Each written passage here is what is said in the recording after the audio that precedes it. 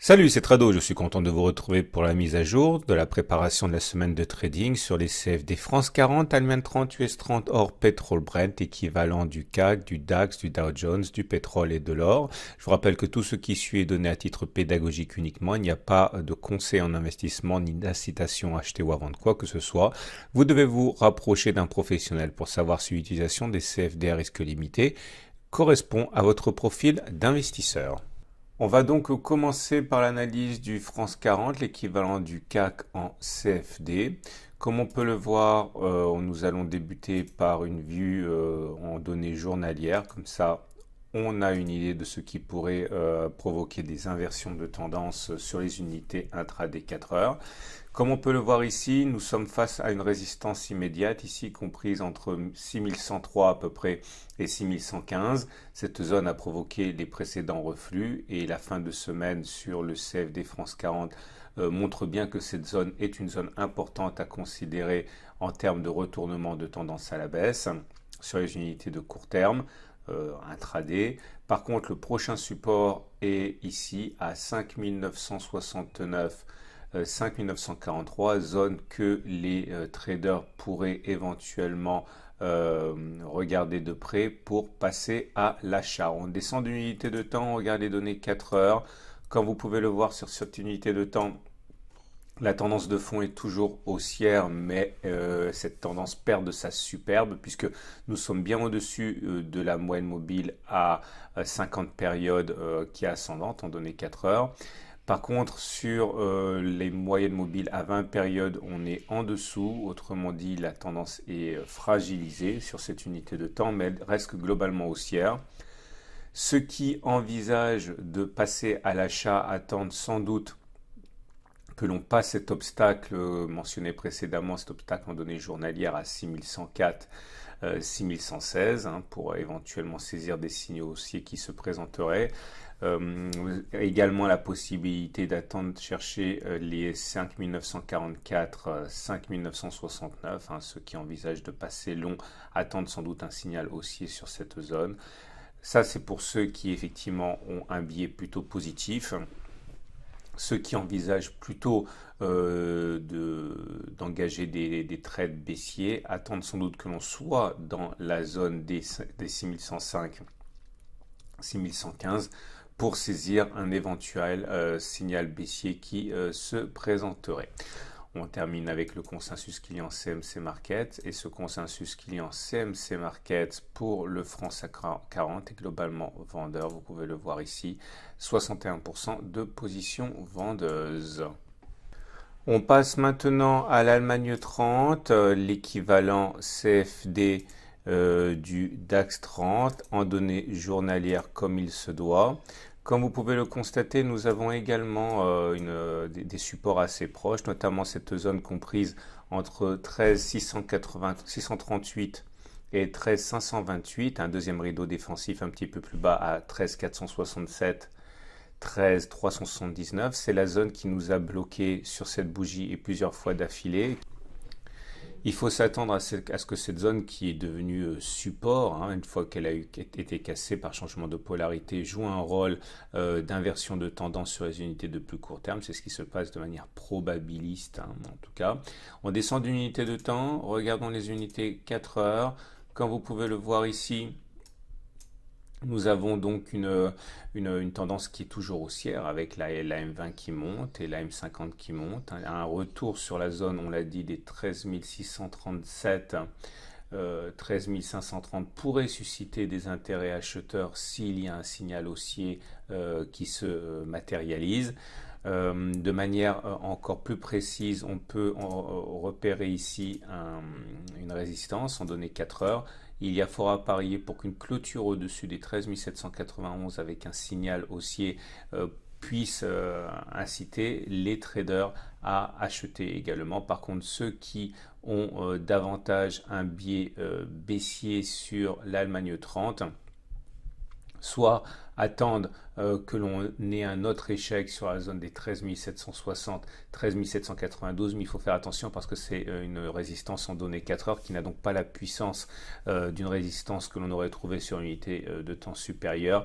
Et il y a davantage à parier pour que ce soit une cassure de la zone comprise entre 13 381 et 13 467 qui serait susceptible de provoquer des mouvements vendeurs, hein.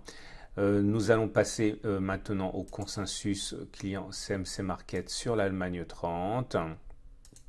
Et là aussi, nous avons un consensus qui est vendeur, en l'occurrence à 73%. Concernant l'US 30, voilà ce que nous avons. Nous avons une résistance ici évidente entre 29 419 et 29 573, zone qui risque de provoquer des mouvements vendeurs sur les unités de temps inférieures. Le support par contre qui nous intéresse est celui des 28 865, 28 923 qui est une zone de support considérant le fait que c'était une zone de résistance ici qui a été cassée, qui a changé de polarité. C'est très clair sur cette bougie ici du lundi 10 février. Si on descend d'une unité de temps et qu'on regarde les données 4 heures, nous avons une tendance qui est toujours haussière mais qui est affaiblie. Cela se voit au fait que nous soyons au-dessus d'une moyenne mobile à 50 périodes qui monte mais en dessous de la moyenne mobile à 20 périodes qui s'aplatit. Ceux qui envisagent de chercher des points d'entrée haussiers à cause d'un biais qui serait haussier attendent sans doute que l'on dépasse l'obstacle qu'on a mentionné précédemment, à savoir que l'on ait un signal d'achat au-dessus de 29 576, ou alors pour ceux qui ont un signal haussier sur la zone des 28 925, 28 861, on peut éventuellement envisager aussi que des signaux haussiers soient saisis par des traders puisqu'il s'agit d'une zone de résistance, d'une zone de support présente sur l'unité de temps supérieure. Par contre, ceux qui ont davantage un biais baissier sur l'US 30 attendent un accès de faiblesse et un signal de baisse sur les 29 416, 29 574 puisqu'il s'agit d'une résistance tracée sur une unité de temps supérieure qui a donc de fortes chances d'intéresser les traders ayant un biais baissier. Consensus client CMC Markets pour l'US 30 également vendeur puisque nous sommes actuellement à 68% de position vendeuse. Je vous rappelle que vous trouverez dès lundi sur le calendrier marché ici les événements et les statistiques et les publications qui pourraient intéresser les traders cette semaine avec bien sûr les informations ici.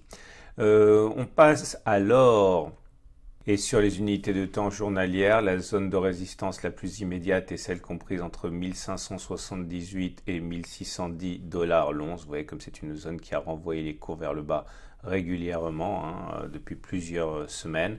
Et la zone de support est celle-ci comprise entre 1536 et 1552 puisque c'est une zone qui a permis au cours de rebondir chaque fois que ce niveau a été sollicité depuis janvier. On regarde les données 4 heures qui intéresseront davantage les traders de court terme. La tendance redevient haussière avec une M20 qui monte, une M50 qui monte et les cours qui sont au-dessus. C'est une zone qui peut effectivement faire peur néanmoins aux acheteurs puisque c'est une zone de résistance journalière, donc supérieure à l'unité de temps 4 heures. Ceux qui achètent attendent soit sans doute que l'on passe au-dessus de cet obstacle, clairement que l'on passe au-dessus des 1510, 400, 1610 dollars l'once puisque c'est la fin de la résistance journalière.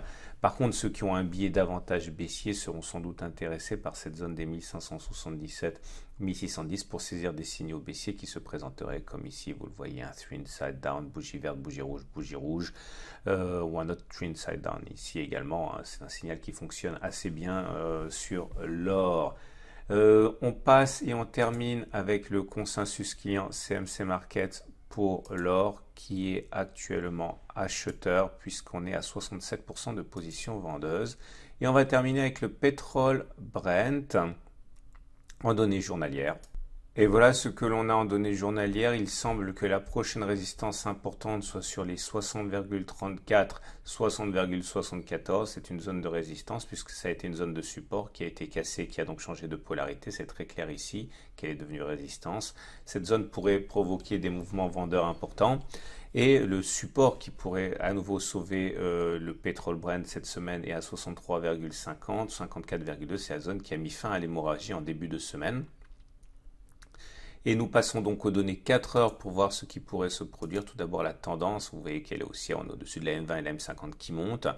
Ceux qui ont un biais haussier attendront soit que l'on clôture au-dessus de l'obstacle à 60,78. Autre solution, mais attention, c'est plus dangereux, c'est d'attendre que l'on revienne éventuellement sur cette zone de support comprise entre 56,56 et 57,33, puisque c'est une zone de résistance très évidente qui a donc changé de polarité et qui est donc devenue support. Autre solution pour les vendeurs, cette fois un retour sur les 60,39 60,75 pourrait provoquer des mouvements vendeurs puisqu'il s'agit d'une résistance tracée sur les données de temps supérieures. On regarde le consensus client CMC Market et ce consensus client, il est pour l'instant très largement acheteur à 89%. Voilà ce qu'on pouvait dire. Je vous invite à regarder à la fin de cette vidéo l'analyse technique de moyen terme pour les CFD France 40, Allemagne 30 et US 30. Je vous souhaite une excellente journée et je vous dis rendez-vous en milieu de semaine pour la préparation de la journée de trading sur l'euro-dollar.